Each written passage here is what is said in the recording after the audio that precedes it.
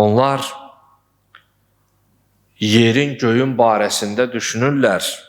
Göylərin və yerlərin yaradılması haqqında tədəbbür edirlər, təfəkkür edirlər.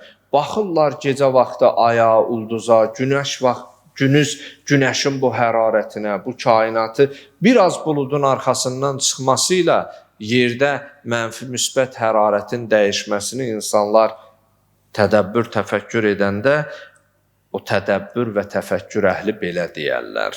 Rəbbənə, ma xələqtə haza batila. Ay bizim Rəbbimiz, sən bunları boş yerə yaratmamısan, mənasız yerə yaratmamısan. Subhanəkə və qina azabənnar. Sən bütün eyb və nöqsanlardan paksan, münezzəhsən, bizi cəhənnəm odundan və ya cəhənnəmdən qoru, azad et deyə.